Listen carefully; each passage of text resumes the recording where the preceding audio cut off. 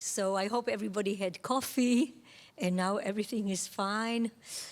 Okay. Toivottavasti kaikilla oli aikaa saada kahvia ja nyt on kaikki hyvin. Yes. And I really wanted to end the first lecture with Jerusalem.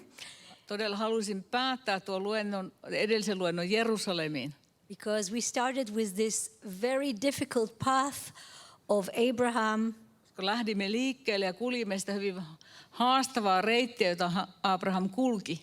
And it is only because of his faith and determination. Ja ainoastaan hänen uskonsa ja päättäväisyydensä ansiosta. Today everybody speaks about Jerusalem and goes to Jerusalem and visits Jerusalem. Tänä päivänä kaikki puhuvat Jerusalemista ja käyvät Jerusalemissa. And it's not something that we can take for granted. Eikä sitä ollenkaan sovi pitää itsestään selvänä. So we will continue from here and we are going, no, not that way, this way. So where are we now? Missäs nyt ollaan? In Seinäjoki. I think it's God's hand. Jumala on tässä nyt varmaan, Jumalan käsi tässä takana. Does someone want to take over plants and agricultural site in Seinäjoki? You probably know about it. Voisi täällä puhuakin nyt Seinäjoen maanviljelyksestä. This was the slip of the computer. Tämä oli tämmöinen erehdys, joka tapahtui tässä tietokoneelta. Otsikkoon tuli Seinäjoki. But if someone wants to explain, it's okay. Go ahead. Mutta jos joku haluaisi täällä nyt puhua Seinäjoen maanviljelyksestä, niin ihan vapaasti tänne annan tilaa. You probably know about it much more than I do. Te varmaan tiedätte sitä paljon enemmän kuin minä. You know, they always say that, why did Moses bring the children of Israel to Canaan? Varmaan moni kyselee, että miksi ihmeessä Mooses toi Israelin lapset Kanaaniin. Because, you know, he stuttered and maybe he meant Canada. Abraham änkytti ja ehkä hänen piti oikeastaan sanoa Kanada. Yes. Well, anyway, we are going to see that plants and the agricultural cycle in the land of the Bible. Nyt tutustumme kasveihin ja tähän maanviljelyksen vuoden kiertoon Raamatun maassa. It's also not so easy. Eikä sekään ole kovin helppoa. Yes. So we want to start with the children of Israel who are leaving, where they're in Egypt, and they are going to leave Egypt. Israelin lapset ovat nyt Egyptissä ja ovat sieltä lähdössä. And you know, the Bible is talking with metaphors. Raamattu puhuu vertauskuvin. So how does the Bible, or someone in the Bible, talks about Egypt? Miten Raamatussa tai eräs henkilö Raamatussa kuvaa Egyptiä? Well, Egypt is not regarded always as something so positive, as you know. Egyptiä ei pidetä mitenkään sellaisena myönteisenä paikkana. What is the plant that is very typical in Egypt? Mikä kasvi on hyvin tyypillinen Egyptille? Near the Nile. Kasvaa Niilillä. The reeds. Ruokokasvit. So, here is an example of how the plant, this reed, can be used as a negative way to describe what is Egypt. Tässä on esimerkki siitä, miten tuota ruokokasvia voidaan käyttää kielikuvana kuvaamaan kielteisessä mielessä Egyptiä. I'm jumping now a little bit in the history. Tästä mennään historia-ajassa vähän eteenpäin. Forward actually to 2 Kings. Toiseen kuningasten kirjaan. And the Rabshakeh was a leader from the Assyrian kingdom. Siellä oli Assurin kuningaskunnan edustaja.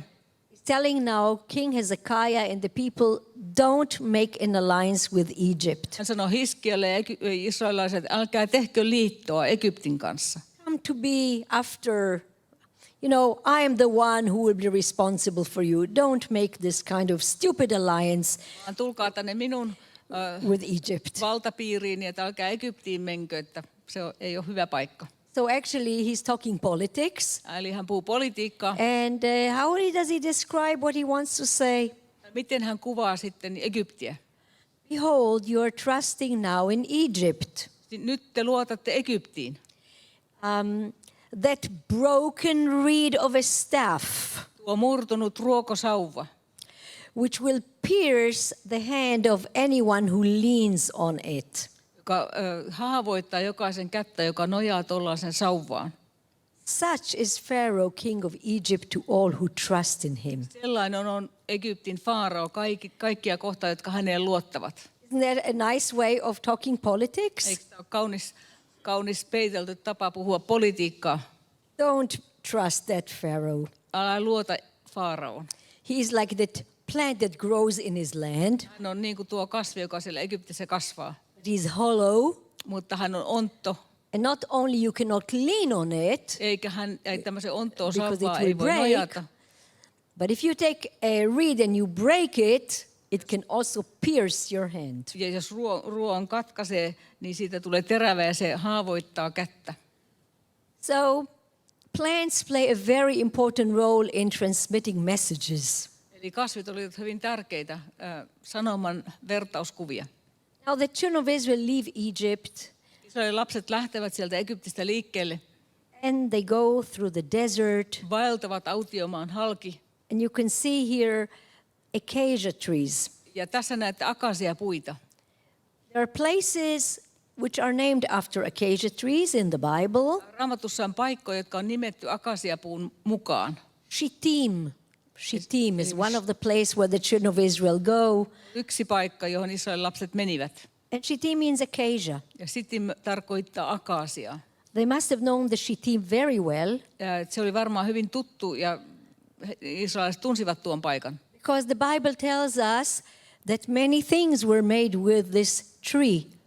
Koska Acacia. Raamattu kertoo, että tästä akasiapuusta tehtiin hyvin monia esineitä. In fact, all the different parts of the tabernacle were made with the acacia tree. Itse asiassa kaikki liiton siellä ilmestysmajan esineet tehtiin akasiapuusta. Again, you can see how the Bible is so precise in which tree it talks about in the right place.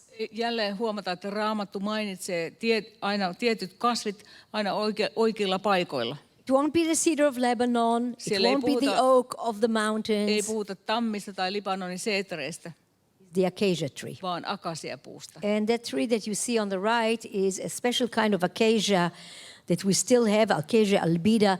Probably it was with that tree that all the parts of the tabernacle were made. Oikealla on myös yksi akasialaji, joka on edelleen kasvaa Israelissa, ja todennäköisesti tuosta puusta tehtiin ne ilmestysmajan tarvikkeet. One plant which is not so easy really to identify, but many scientists think that this would have been perhaps the plant where the manna came from. Ja sitten tällainen yksi kasvi, joka saattoi olla se kasvi, josta saatiin se manna.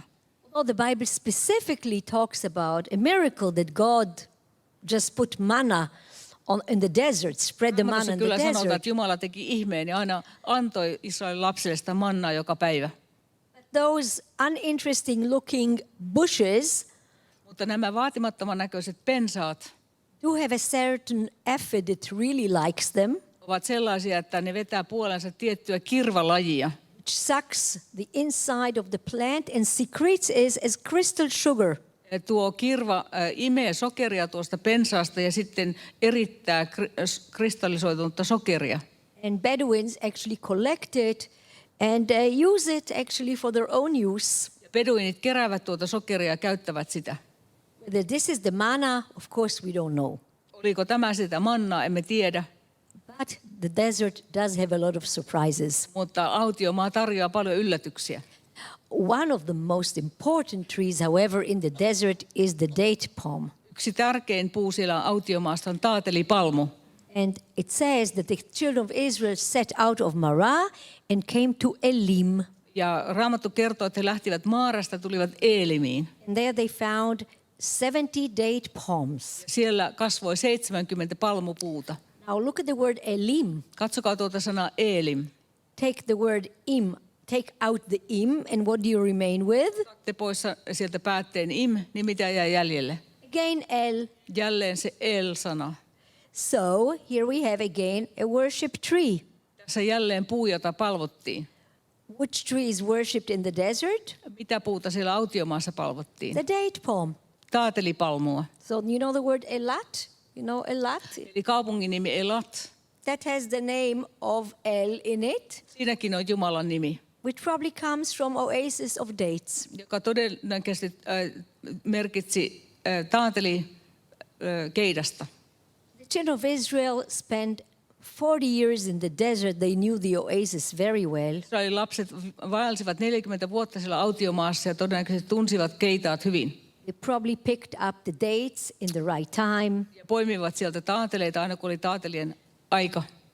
pollinated the tree at the right time. Ja pölyttivät nämä taatelipalmut. The pollination usually takes around springtime in April Pölytysaika on keväällä huhtikuussa. because there is a date. The date tree is made of a male and a female. Taatelipalmussa on maskuliini ja feminiini puu. So pollination is needed. Eli nämä puut pitää pölyttää. And the bees are not enough, so it is done by men. Kun mehiläisiä ei ole tarpeeksi, niin ihmisen pitää vähän auttaa. You can see that it's not so easy to do it. Se ei ole kovin helppoa työtä. Look, this is the modern way of doing it with cranes. Tässä on moderni tapa tehdä sitä, siellä on nosturit apuna. Or by actually climbing on the tree, Tai muuten pitäisi kiivetä puuhun pollinating it, ja pölyttää tuo puu. or taking out the fruit 6 sitten months later. Tai kun kerätään sitten 6 kuukauden päästä ne kypsät taatelit. The Song of Songs is talking about the beauty of a man and a woman. And Laulujen laulussa kerrotaan paljon miehen ja naisen kauneudesta. one of the descriptions is actually of a beautiful woman. Ja siellä kuvataan kaunista naista. So a description of a beautiful woman is a tall woman. Häntä pidetään, että kaunis on, kun on pitkä. You want to read the description of a beautiful woman?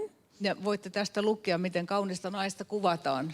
Sinun vartalosi on kuin palmupuu ja rintasi ovat kuin rypälet tertut. Finished it. Yes. It was very quick. Se oli nopeasti Okay. luettu.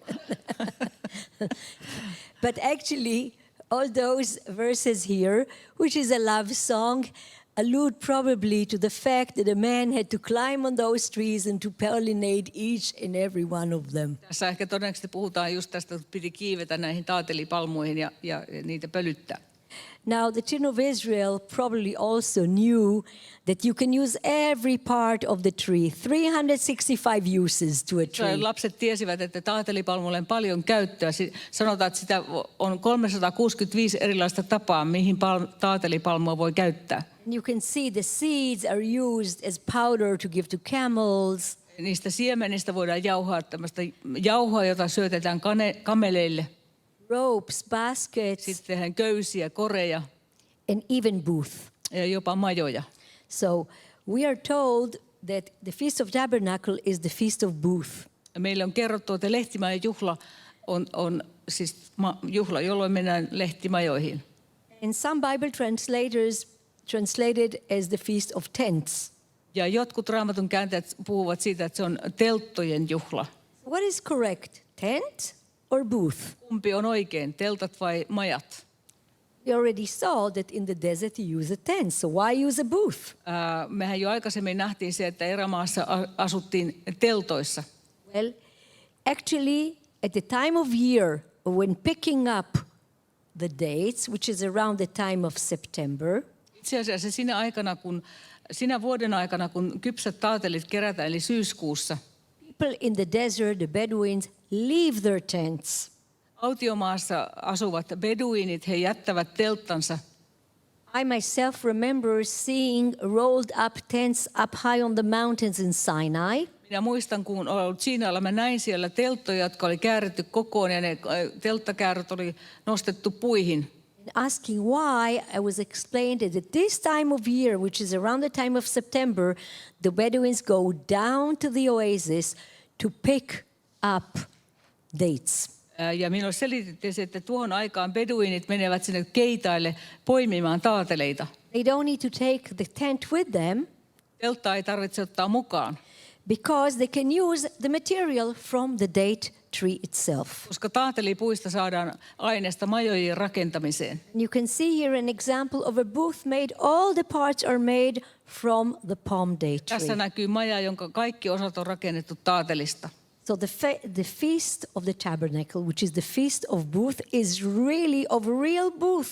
Eli Lehtimäen juhlassa todella puhutaan siitä, että kansa asui lehtimajoissa. Because at that time of the year, this is what the Israelites did in the desert. Koska tuohon vuoden aikaan sitä israelilaiset tekivät autiomaassa.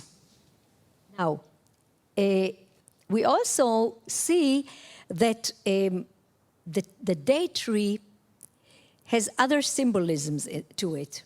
Taatelipuuta käytetään muutenkin symbolina. It's not just a tree that has so many uses, Se ei ole vain hyvin hyödyllinen puu, but it is also used as a symbol of victory. mutta se taatelipalmua käytetään myös voiton vertauskuvana. Have you ever seen a frond of a date tree? Oletteko koskaan nähneet taatelipalmua? It's very, very tall and very big. Se on hyvin korkea. And when you hold it, it's like a flag. Tai tarkoitan tämä taatelipuun oksaa, sitä lehteä, sitä voi käyttää niin kuin lippua. Victorious soldiers used to march in the street with palm fronds. Kun voitollinen armeija marssi kaupunkiin, niin heillä oli nämä palmunlehvät käsissään. We can now understand why when Jesus came to Jerusalem, the people confronted him with palm fronds. Ja siksi siitä ymmärrämme, että miksi ihmiset tervehtivät Jeesusta, kun hän ratsasti Jerusalemiin. Miksi häntä tervehdittiin palmunlehvin? The symbol of victory. Se oli voiton merkki. And we can probably understand that neither the priests nor the Romans were very happy when they saw this. Ja voimme ymmärtää, että papit ja roomalaiset eivät olleet kovin onnellisia, kun näkivät sen. Everybody was saying Hosanna, Hosanna, and holding those fronds in their hands. Kaikki huusivat Hoosianna, Hoosianna ja sitten heiluttivat näitä palmunoksia. The Romans, when they captured Judea, Ja kun roomalaiset valloittivat Juudean, wanted to make sure that there will be no more Judea. he halusivat varmistua siitä, että Juudea pyyhkäistään ihmisten mielistä pois. So they minted a coin. He löivät kolikon. You can see that on the right-hand side. Se näkyy tuossa oikealla. And you can see here a palm date tree. Siinä näkyy palmupuu. A Roman soldier, he is so tall, almost like a palm tree. Roomalainen sotilas, joka on melkein yhtä pitkä kuin tuo palmu. A real hero. Todellinen sotilassankari. And on the other side, you can see a woman sitting very low. Ja toisella puolella kyyryssä nainen. This woman represents Judea. Ja tuo nainen edustaa tässä Juudeaa. And what is written here is Judea Capta, Ja tähän on kirjoitettu Judea Capta. which means captivated, Se tarkoittaa, slaved, että Judea enslaved. on vallattu. Yeah. The symbol of victory. Se on voiton symboli. When the state of Israel was founded, Ja kun Israelin valtio perustettiin, another coin was minted. You can see that now on the left-hand side. lyötiin toisenlainen kolikko. You can see Se on here tuossa vasemmalla. a palm date Siinäkin on palmupuu. and a woman holding a baby. Ja toisella puolella nainen, joka pitelee lasta. And underneath, a man planting a tree. Ja puun alla on mies, joka istuttaa puuta. And what it says there is Israel liberata, Ja siinä lukee Israel liberata. the freedom of Israel. Israelin vapaus. So that happened 2,000 years afterwards. Eli 2000 vuotta myöhemmin tämä tapahtui. And we can ask ourselves, where is big Rome now? Ja voimme kysyä, missä tuo mahtava Rooma tällä hetkellä on.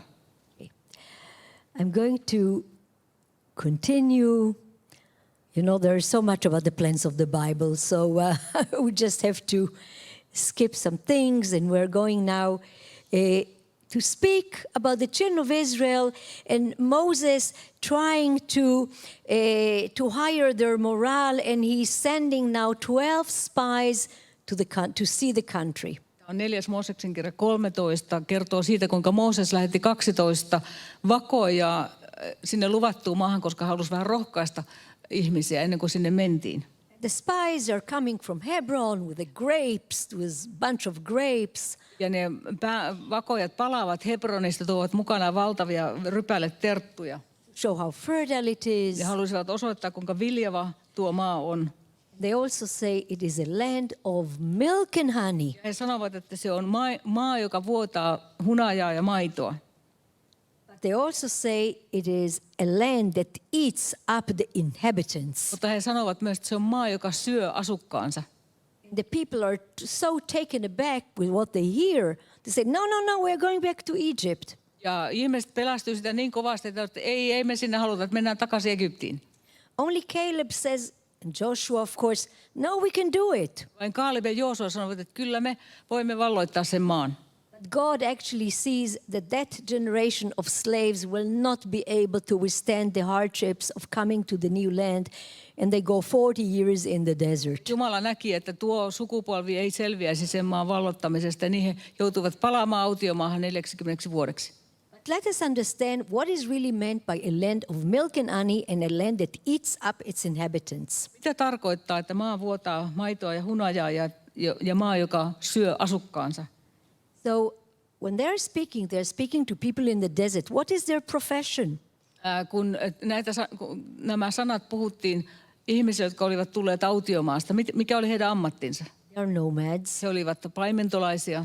They have sheep. They have goats. Heillä oli lampaita ja vuohia. What are they looking for? Mitä he etsivät? Good pasture. Hyviä laitumia. So the land of milk and honey Eli tuo hunajan maidon maa is not like the desert. ei ollut niin kuin autiomaa. Here we can see it. Tässä näette, minkälaista siellä on. Green land, lots of trees, Hyvin vihreää, paljon puita, and lots of flowers. paljon kukkia. With so many flowers, you can have a lot of honey. Kun on näin Bees paljon and honey. kukkia, niin löytyy myös hunajaa. With so much greenery, there is a lot of pasture. Ja kun on vihreää paljon, siellä on myös paljon laidunmaata. So this is, of course, by the way, those are all real pictures of what you can expect to see in Israel if you come in February, March. Nämä kuvat ovat kaikki Israelista otettuja. Tällaista siellä on maalis-huhtikuussa. You can see some of the beautiful trees. Siellä on kauniita puita. So we now can understand what is a land of milk and honey. Eli nyt voimme ymmärrämme vähän, mikä on maidon ja hunajan maa. Lots of pasture, Paljon laidunta, lots of different flowers paljon erilaisia kukkia, that produce honey. joista saadaan hunajaa. Now, do we know that there was honey in the Bible? Kerrotaanko Raamatussa hunajasta? Yes, the Bible talks about finding honey. Raamattu puhuu hunajan löytämisestä. Maybe you remember the story of a war that was raged up, actually not far from Jerusalem of today. And Saul said, no one is going to eat anything, but Jonathan did not hear. He went into the forest. Muistatte, kun Saul julisti siellä jonkun sodassa, että kukaan ei saa syödä mitään, niin kuin vihollinen on voitettu, mutta Jonatan ei kuullut sitä ja hän meni metsään. He stuck his staff into the honeycomb. Hän löysi sieltä hunajaa ja otti sitä keppiin sauvaansa Ate some honey, ja söi hunajaa. and his eyes lit up. Silmät kirkastuivat. From this story and many others, we know that there were lots of forest still. Tästä ja monesta muusta kertomuksesta tiedämme, että siellä oli paljon metsää Raamatun aikaan. And there was honey in the forest. Ja metsästä löytyy hunajaa. But now let us understand what it means, a land that eats up its inhabitants. Mutta mitä merkitsee, että maa syö asukkaansa? So the land is a land of forests. Eli se maa oli hyvin metsäinen. Who lives in the forest? Kuka siellä metsässä asuu? Bears, Karhut, lions. leijonat. Were they bears in the Bible? Do we know of some stories of bears in the Bible? Kerrotaanko Raamatussa karhuista? You might remember that not far from the place where Jonathan was, there was a prophet by the name of Elisha. Muistatte, että lähellä siellä, missä Jonatan oli, siellä vaikutti myös profeetta Elisa. He wasn't so happy with what some children were mocking him, and he sent 2 she-bears to come and actually devour those children. Ja kun jotkut lapset pilkkasivat häntä, niin hän lähetti 2 naaraskarhua noiden lasten kimppuun. Bears existed in the land of Israel until the beginning of the 20th century. Israelissa oli karhuja aina 1200-luvun alkuun asti. Now, what about lions? Were there lions in the land? Mitä leijonat, oliko niitä? Yes, there were lions in the Oli land. kyllä. In fact, there are so many different words for lion in Hebrew, in the Hebrew Bible. Hebreankielisessä Raamatussa on monta nimeä leijonalle. And so many stories that talk about lions. Ja monissa kertomuksissa puhutaan leijonista. And of course, one of the funny stories sort of is lion and honey. Ja on yksi kertomus myös, missä puhutaan sekä leijonasta että hunajasta. It's of course the story of Samson. Eli muistatte Simpsonin tarinan. So Samson goes, he sees a lion, Simpson näki leijonan, kills the lion, tappoi sen And 3 days later, he finds honey in that carcass of the lion. 3 päivää myöhemmin löytää hunajaa sitä leijonan ruhosta. And then he goes with that funny riddle of him, about that, what was found, where it was found, etc., etc. Ja sitten hän lausuu sen kuuluisan vertauksensa tai tämmöisen arvotuksensa siitä, kuinka hunajaa löytyy. All this meant that the land that the children of Israel were about to conquer was not so easy. Ja tämä kaikki kertoo siitä, että se maa, johon Israelin lasten piti mennä, sen vallottaminen ei ollut niinkään helppoa. Lots of challenges await the children of Israel. Edessä oli paljon haasteita. So, and yet we are told that this is a land with wheat and barley, vines, fig trees, pomegranates, olive trees and honey. Ja kuitenkin meille kerrotaan, että siinä maassa siellä kasvoi viiniä ja viikunaa, olivipuita, granaattiomenoita. Is that real? Oliko se totta? Or maybe it's a vision? Vai oliko se näky? Well, we understand that this is something that the children of Israel really had to do and accomplish with their own hands. Näemme kaikesta sen, että se on totta, mutta Israelin lasten piti tehdä työtä, jotta se toteutuisi. Already when they crossed the Jordan River, sitten kun he ylittivät Jordanjoen, and at what time of year was it? Mikä vuoden aika silloin oli, kun he ylittivät sen? We know that they actually celebrated Passover when they crossed the Jordan River. Tiedämme Raamatusta, että se oli pääsiäisen aikaan. We know that the manna stopped. Ja tiedämme, että mannan tulo loppui. They had to eat from the produce of the land. Sitten heidän piti sen jälkeen saada ruokansa sen maan tuotteesta, mitä se maa kasvoi. We're going to find out what is that produce of the land. Mitä siellä maassa kasvoi? So, here they are eating the produce of the land, and now they're coming to the land. Sitten he tulivat sinne maahan. So the sons of Joseph say to Joshua, but what kind of land do we have? We're so many, we're so numerous. How are we going to settle in the land? Joosefin pojat sanoivat Joosualle, että kun meitä on niin paljon, niin mihinkäs me voimme asettua?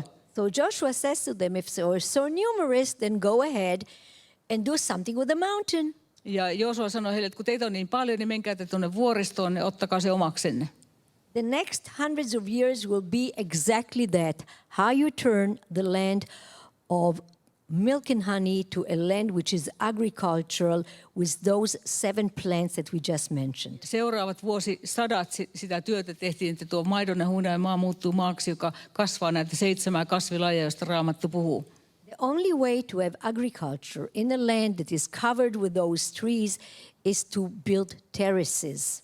Ainut tapa viljellä maata tuossa maassa, joka oli silloin metsäinen, on se, että pitää tehdä tällaisia terasseja. And if you're going now to the land, to the mountains of Judea and of Samaria, you're going to see lots of terraces all over. Ja tänäkin päivänä, kun te menette Israelin sinne Judeaan ja Samariaan, kaikkialla näkyy näitä terasseja, näitä tasanteita. Not all of them are now really are not really used anymore. Kaikkia ei enää tänä päivänä käytetä. It is very hard work on those terraces. Näiden terassien viljeleminen on ensinnäkin niiden tekeminen ja viljeleminen on kovaa työtä. This is really what enabled the children of Israel to settle and live on the hills. Mutta tällä tavalla toimien tuli mahdolliseksi, että Israelin lapset saattavat asua näillä kukkuloilla. And here you can see the hard work. Ja tässä näette, miten kovaa työtä se vaati. When I was with my students, they said, "Are you sure this is really the land that was promised to Moses? Look how hard you have to work here." Opiskelijoiden kanssa siellä, niin he kysyivät, onko se nyt ihan varma, että on se luvattu maa, että täällähän pitää hirveästi tehdä töitä. So look at all those stones that have to be actually gathered to build Kivet fences. pitää koota ja sitten rakentaa aitoja. And only then you can start planting. Vasta sen jälkeen voi alkaa istuttaa. But the other challenge of the children of Israel was, of course, the question about water. Mutta toinen haaste, joka Israelin lapsilla oli ymmärtää se sadeaikojen kierto. If you're looking now at this graph, you can see a graph that shows you what happens from January to December. Ja tässä nähdään, mitä tapahtuu tammikuusta joulukuuhun. Would you say that this is a graph that represents the thought of a farmer that lives in the land of Judah? Edustaako tämä maanviljelijän käsitystä, Juudassa asuvan maanviljelijän käsitystä luvatusta maasta? You can see that those green graphs really shows us the amount of rain. Nuo vihreät pylväät kuvaavat sadeen määrää. So we have the main rainy season is December, Joulukuussa on niin kuin se tärkein sadeaika. November and February. Ja marraskuussa ja helmikuussa myös sataa paljon. There is a little rain in October and November. Lokakuussa ja marraskuussa sataa vähän. Then towards March and May, there is also a bit of rain. Toukokuussa sataa myös jonkun verran. Now, then there are no months of rain whatsoever. Mutta sitten on kuukausi, jolloin ei sada lainkaan. So if you are thinking, when would you start sowing your wheat and barley, the land of wheat and barley, which would be an ideal month to start doing it? Luvattu maa on vehnän ja ohran maa, mutta mikä kuukausi on se kuukausi, jolloin sitä ohraa ja näitä ohraa ja vehnää pitäisi kylvää? Now, just think, Israel is not like Finland, but it is cold in January, February. Israel ei ole ihan samanlainen kuin Suomi, mutta sielläkin on kylmää silloin talvella, tammi-helmikuussa. So that wouldn't be an ideal time to sow. Silloin ei kannata kylvää. So when will it be actually normal to sow in Israel? Eli milloin Israelissa yleensä kylvetään? In October and in November. Lokakuussa, marraskuussa. And this is when the rain begins. Ja silloin se sadekausi alkaa. And the rain stops in April. Ja huhtikuussa sade lakkaa. So when will be the harvest time? Ja milloin sitten sato korjataan? April starts the harvest time. Huhtikuussa alkaa sadonkorjuun aika. The agricultural year starts in October. Eli maanviljelyksen vuosi alkaa lokakuusta. This is when the farmer sows. Ja silloin vilja kylvetään. And the harvest is in April. Ja sato korjataan huhtikuussa. So I know that when we are talking about wheat and barley in Finland, we're talking about totally different months. Am I correct? Ja kun Suomessa puhutaan vehnän ja ohran kylvämisestä, niin puhutaan ihan erilaisesta ajankohdasta, eikö niin? This is very important to note this. Ja on hyvin tärkeää muistaa tämä, kun lukee Raamattua. Because it affects the holidays. Koska se vaikuttaa siihen, milloin uskonnollisia juhlia vietettiin. Because the Jewish holidays are actually have to do with the agricultural cycle. Koska juutalaisen juhlakalenterin juhlat liittyvät maanviljelyksen kiertoon. And I want to show you something else, and I'm sorry if I'm using too many graphs, but I will use that one. I promise I won't show other graphs after that one. Haluan näyttää vielä tämmöisen yhden kaavion ja lupaan, että näytä yhtään enempää, että anteeksi, että näinkin monta tämmöistä kaavakuvaa tästä näytän teille. So you can see here that there are like those standing graphs here, and I want to show you something here. Ja noissa pylväistä näette. The September, November is the rain that is not so much. Syyskuusta marraskuuhun ei saada kovin paljon. You always see three columns in every year, right? Joka vuosi on 3 pylvästä tai joka kuukausi. So the one on the vuosia left is the September, November. Is it a lot of rain? Syyskuu, marraskuu, se on se ensimmäinen. Kuinka Very little rain. sataa hyvin vähän. But that is the rain that you need because you sow. Mutta silloin tarvitaan sadetta, koska silloin kylvetään vilja. And then the white column actually represents March, May. Tuo valkoinen pylväs edustaa marras-toukokuuta, ei kun maalis-toukokuuta. Is it a lot of rain? Onko silloin paljon sadetta? Also not a lot of rain. Silloinkaan ei sada paljon. Yeah, but that is very important for the shooting up of the wheat and the barley and to make the ear full. Mutta se on juuri tärkeä sade, koska silloin se vilja kasvaa ja tähkä täyttyy. So in the Bible, we always read the verse, give us rain in its due season. Raamatussa rukoillaan aina, että anna meille sateet ajallaan. And it mentions so many times going through this mantra, give us rain in its time. Se mainitaan hyvin usein, anna meille sateet ajallaan. I'll say it in Hebrew, Geshem be'ito. Geshem be'ito. Geshem is rain, be'ito in its time. Geshem tarkoittaa sadetta, be'ito ajallaan. And Also, this mathematical cube that you see, which is September, November, has a name in the Bible. Ja tuo aika syyskuusta marraskuuhun silloin on ihan oma nimensä Raamatussa. It is Yoreh. Sen sateen nimi on Jore hebreaksi. Remember that I mentioned Alon Moreh? Eli Moreh? se Alon This More, is eli it. se More-sade. The Canaanites have this name. Moreh, Yoreh is actually the same. The Baal for the Canaanites is responsible for that early rain. Kananilaiset uskovat, että se Baal-jumala oli se, joka antoi sen varhaissateen. So there is a name, even a special name given to that little bit of rain. Sille pienelle varhaissateen määrälle on jopa oma erityinen nimensä. For the white cube there is also a special name. Ja sitten sille kevätsateelle on myös oma nimensä. It's called Malkosh. Sen nimi on Malkosh. Now, the Bible translators are really struggling with these two words. Ja Raamatun käänteelle nämä kaksi sanaa on hyvin vaikeita kääntää. So they give it different names. Näille sateille annetaan erilaisia nimiä. Some that they call it autumn rain and spring rain. Joskus puhutaan syyssateista ja kevätsateista. This is totally not really acceptable because there is no autumn and spring in the Bible. Mutta se oikeastaan ole oikea käännös, koska Raamatussa oikeastaan ei ole syksyä eikä kevättä. And some call it the early rain and the latter rain, which is maybe a bit better because it varhaissateesta ja explains. myöhäissateesta, se on ehkä vähän parempi termi. But it doesn't really have a personal name, like here, like in the Bible. A proper name, like a name, Ronit, Johanna, proper name, like my name. You mean the rain? Yes, the rain has a name. It Eli really has a sateella on name. niin kuin ihan oma nimensä. Yeah. Okay, so all that really, basically, it has to do with the growing of the wheat and the barley. Eli tämä kaikki liittyy ohran ja vehnän viljelemiseen. Yes. And we are told to celebrate Passover at a certain time.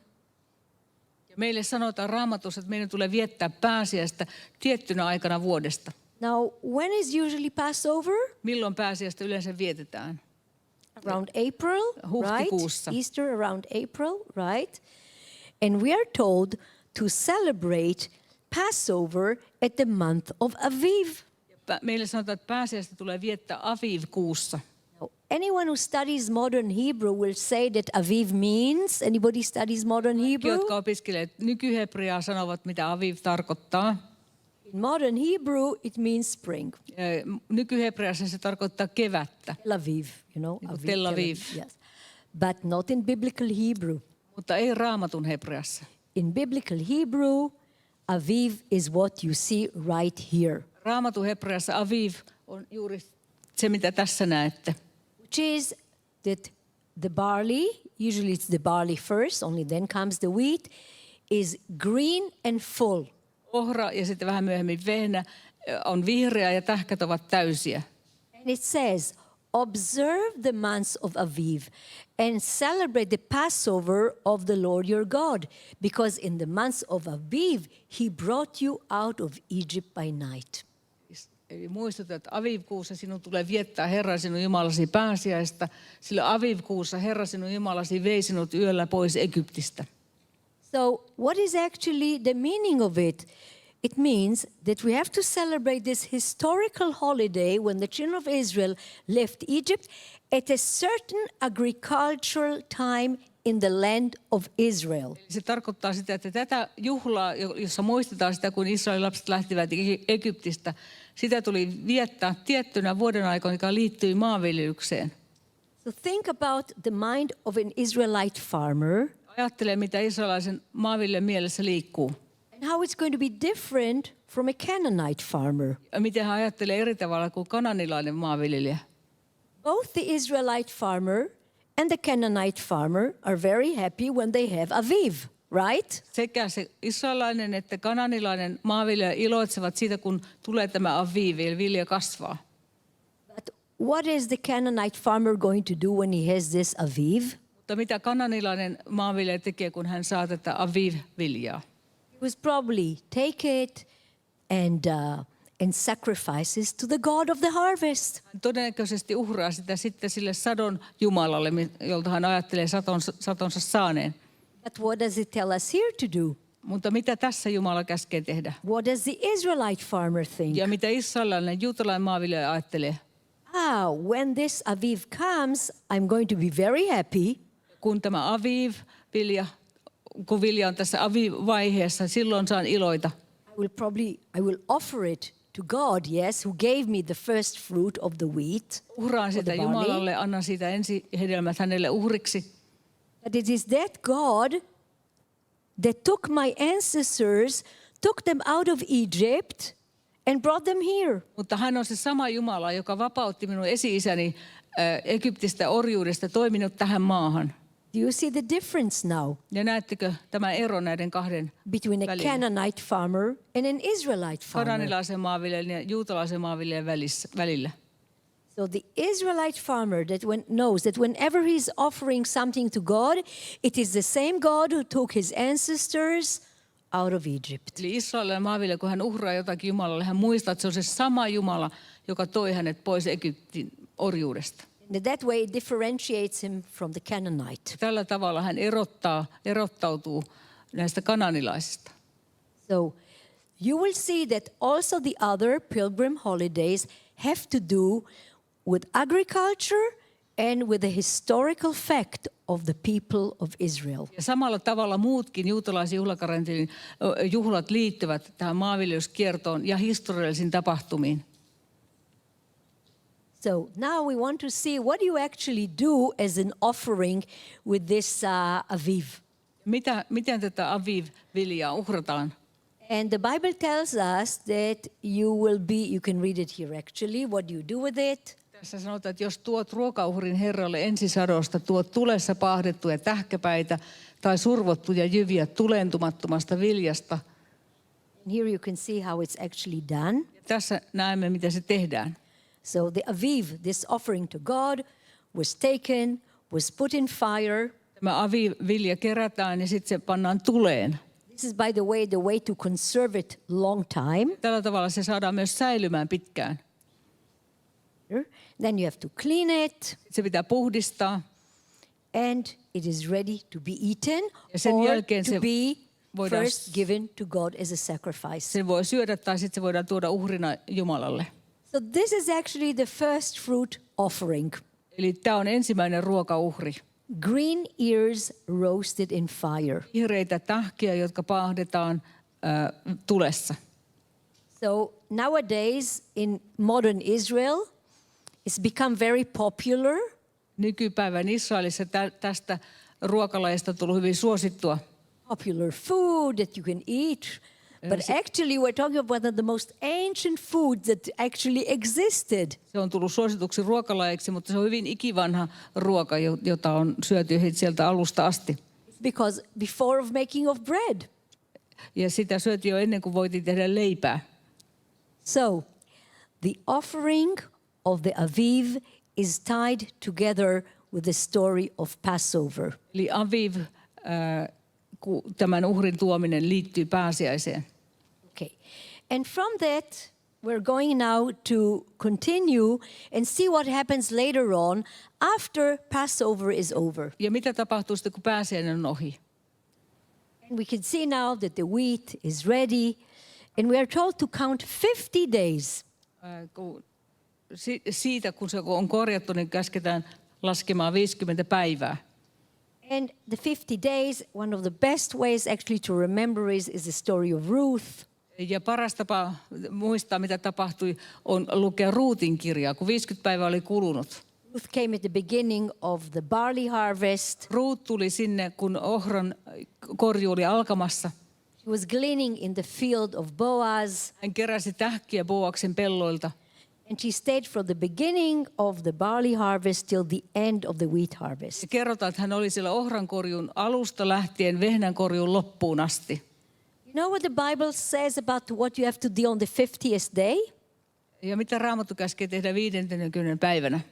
The 50th day is called the Feast of Harvest. 50. päivä siltä Aviv-uhrista on sadonkorjuun juhla. And you're supposed already to make bread. Ja silloin jo pystyy tekemään viljasta leipää, ensimmäiset leivät.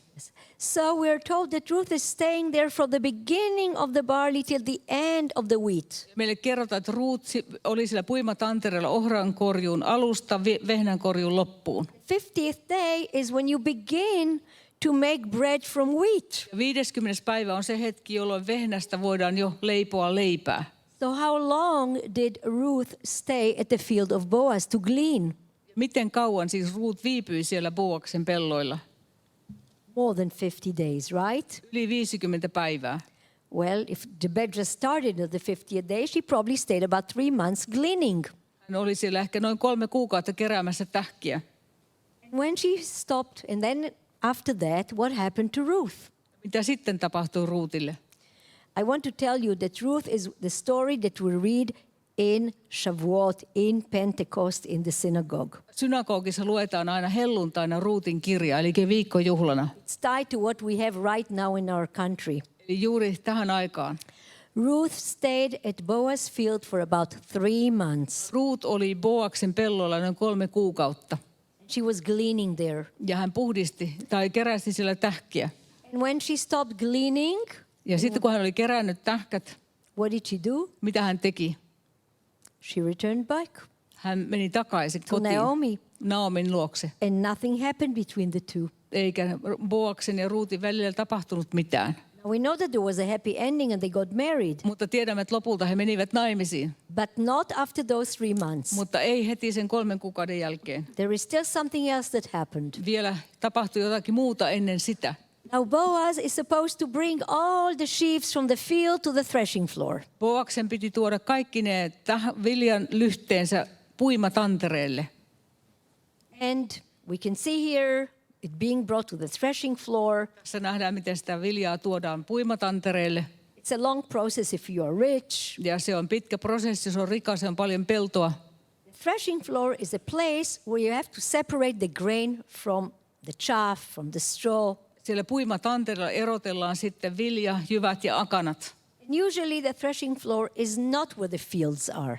Yleensä se puimatanner ei ole siellä heti peltojen tuntumassa. It has to be a little bit away also from houses, Ja puimatanner on yleensä myös jossakin vähän syrjemmässä, ei aivan siellä asutuksen lähellä, because you don't want to get all the chaff and the different parts when you're breathing. koska se viljan puiminen on hyvin pölyistä.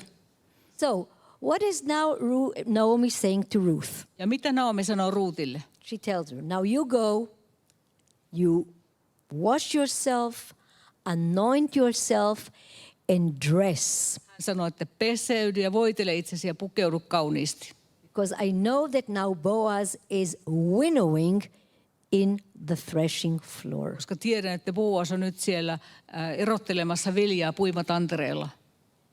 During the day, there is threshing going on with the animals. Päiväsaikaa eläinten avulla puidaan sitä viljaa. They do it with their feet, they tread on the grain. Ja eläimet kävelee sen viljan päälle, että ne jyvät lähtee irti tähkistä. There is also a threshing sledge. Ja siihen voi käyttää myös tällaista puimaäästä, It cuts everything very, very fine. joka sitten kaiken silppua hyvin hienoksi. Amos, by the way, is talking that was used as a very, very cruel instrument to thresh the back of the people of Gilead. Profeetta Aamos mainitsee muun muassa, että Gileadin selkiä puidaan puimaäkeellä. Se oli tällainen It's not so kalu. nice to have those stones on your back, is it? Eikä ole kovin miellyttävä tunne, jos selän yli ajetaan tämmöisellä äkeellä. But in the afternoon and in the evening, Mutta illalla ja iltapäivällä ja sitten illalla this is the time when you can start winnowing. aletaan sitten erotella akanoita ja Separating. tähkiä, So no one akanoita is ja around. jyviä. So no one is around. Ja silloin ei ole muita ympärillä. Okay? So Naomi says to Ruth, now you go down and because he's winnowing. Ja niin Naomi sanoo Ruutille, että nyt mene sinne puimatantereelle. Siellä hän nyt tekee tätä työtä yksinään. Now, Ruth has to be very brave to do this thing. Ja vaatii paljon rohkeutta Ruutilta tehdä niin. It is not acceptable in a society that a woman should go alone. Ei ollut sopivaa siinä night. yhteiskunnassa, että nainen lähtee yöllä yksinään Out to a threshing floor. tai illalla sinne puimatantereelle. Yeah. I mean, if she's a respectable woman, that Hän is. on kunniastaan huolehtiva nainen, niin hän ei mene. But Ruth is following what Naomi is saying to her. Mutta Ruut on kuulijainen Naomille. Okay, what am I going to do now, she asks. No mitäs minä nyt sitten teen, hän kysyy. She says, look and watch where Boaz is. Naomi neuvoo, että katsele minne Boas asettuu. Notice where he eats Huomaa missä hän syö and drinks. ja missä juomansa juo. Don't approach him before he does that. Älä puhuttele häntä ennen kuin hän on syönyt ja juonut. Maybe you learn not to approach a hungry man, huh? Ehkä on hyvä, ettei nälkäiselle miehelle puhu. Then, what shall I do now, she asks. Ja mitä sitten tee, kysyy Ruut. You will see by which heap of grain he goes to sleep. Seuraa, minkä viljakasan viereen hän menee nukkumaan. And so Ruth goes and does exactly what Naomi tells her. Ja niin Ruut tekee tarkalleen niin kuin Naomi sanoo. And in the middle of the night, she comes to him. He's already asleep. Ja keskellä yötä Ruut tulee ja She moves his Boas on siellä jo dress. nukkumassa. She moves his dress. He wakes up. Hän nostaa Boasen viittaa ja Boas herää. And the Bible doesn't talk too much. Raamattu ei tässä nyt paljon yksityiskohtia paljasta, But we do understand that Boaz is a very generous man. mutta ymmärrämme kaikesta, että Boas oli hyvin avokätinen mies That he cares for Ruth. ja että hän huolehti Ruutista. And he tells her, return back to Naomi. Hän sanoi, että palaa takaisin Naomin luo Take grain with you. ja vie mennessäsi viljaa. And go before the sun rises, so Ja no one lähde sees you. ennen kuin aurinko nousee, ennen kuin kukaan näkee sinut. And from this minute, the story becomes a lot faster. Ja tästä hetkestä lähtien se tarina alkaa edetä paljon nopeammin. Boaz goes to the city Ja gate Boas menee heti sinne kaupungin porteille and speaks with the ja elders. puhuu siellä kaupungin vanhemmiston kanssa. And he arranges that he can marry Ruth. Ja tekee järjestelyä niin, että hän voi mennä Ruutin kanssa naimisiin. There were some bureaucratic problems, but he fixes that. Siihen liittyy jotakin tämmöisiä perintökysymyksiä, mutta Boas ratkaisee ne ongelmat. They do get married. Ja Boas ja Ruut menevät naimisiin. And of course, where does that happen? Ja missä se tapahtui? In Bethlehem, Betlehemissä. which means what? Mitä se tarkoittaa? The house of bread. Nimi Betlehem tarkoittaa leivän talo. Who is born later on there in Ja Bethlehem? kuka siellä Betlehemissä myöhemmin syntyy? David, David, Jesus, Jeesus, in that city. samassa kaupungissa. This is the story that we read in Shavuot, in Pentecost, Helluntaina aina synagogissa luemme tämän Ruutin tarinan. because it really has to do with what we see around us in the fields. Koska se liittyy siihen, mitä me ympärillemme näemme. I know that in Finland it is just the opposite, because you're starting to sow right now. Täällä Suomessa on ihan päinvastoin, koska täällä vasta nyt on kylvetty ja aletaan kylvää. It's important to understand what's happening in the land of the Bible On actually tärkeää this time. ymmärtää, miten Raamatussa vuodenajat menevät. So, okay, the land, you can see here the bread.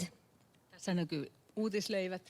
And I want to say something else about those 50 days. Haluan sanoa jotakin vielä näistä 50 päivästä. 50 days that we have between the green ears that are offered in fire and the 50 days are special days. 50 päivää siitä, kun sitä aviviljaa tuodaan ruokauhriksi Herralle ja sitten tulee tämä ensi hedelmän, ensi uutisleivän aika. Not only is it the time when the bread is supposed to be ready, Se ei ole vain se aika, jolloin vilja kypsyy puitavaksi ja niin, että siitä voidaan leipoa leipää.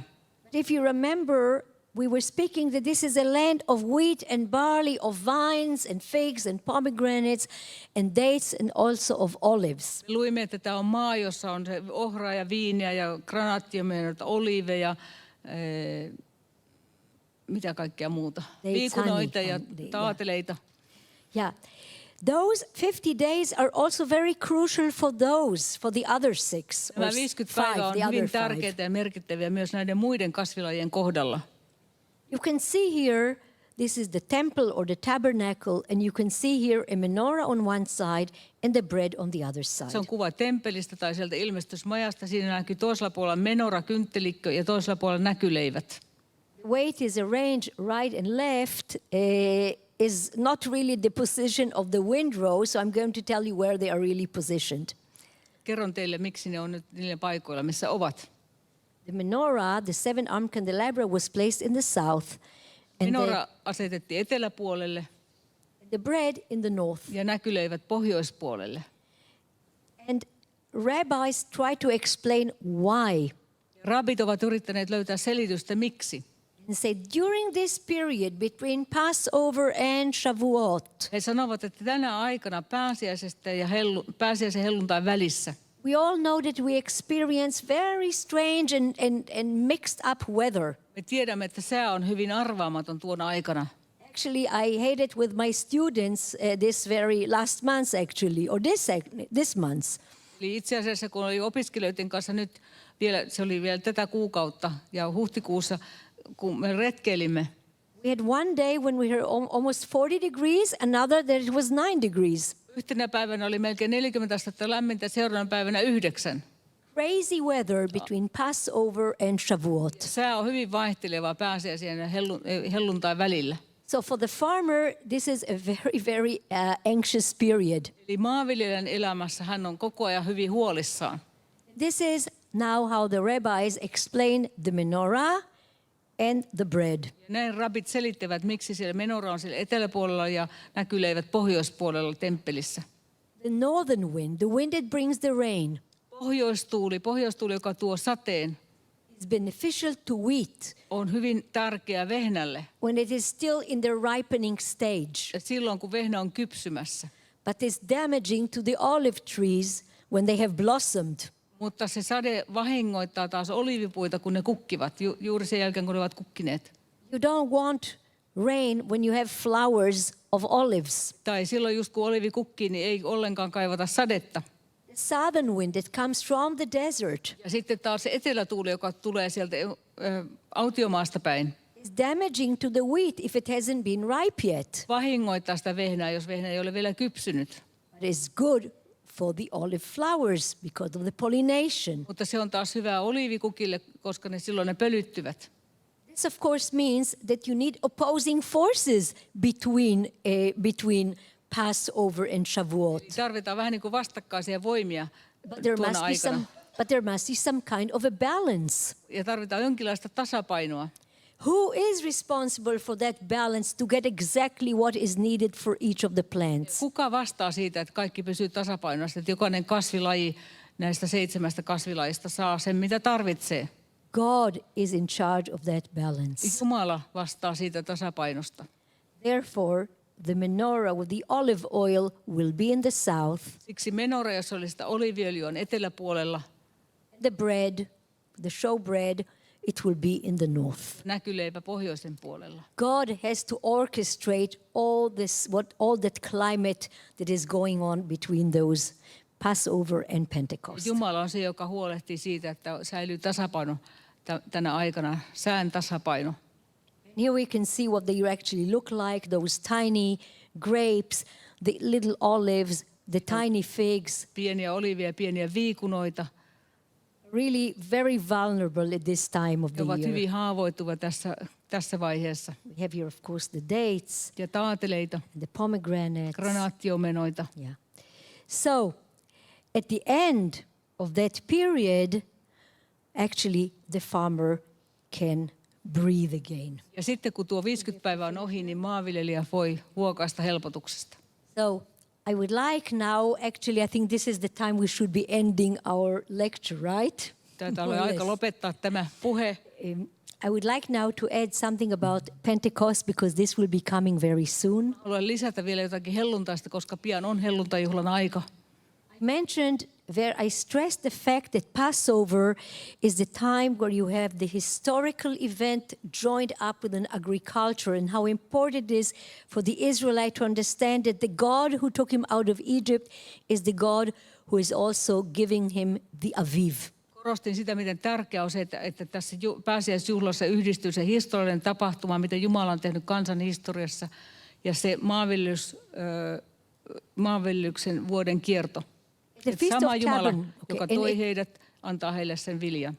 And at the Feast of Tabernacle, Ja lehtimäjuhlan aikana I mentioned that the Israelites really lived in booth. mainitsin, että israelaiset asuivat majoissa. But the Feast of Tabernacle is also called the Feast of the Ingathering. Mutta lehtimäjuhla on myös sadon kotiin tuomisen juhla.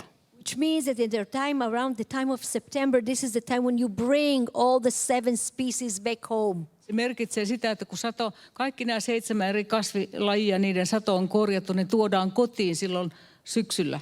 The grain, the pomegranate, the figs, the vines, the raisins, the wine, everything is now brought home at the Liat, feast. viikunat, granaattiomenat, vehnä, ohra, kaikki se sato tuodaan kotiin. So again, you can see that the Feast of Tabernacle joins at one end the agricultural gathering, and on the other side, remember the historical fact that you were in the booth in the desert. Ja siinä jälleen ensin siinä on se sadonkorjuu, mutta samalla sinä aikana muistetaan myös sitä aikaa, kun asuttiin autiomaassa lehtimajoissa.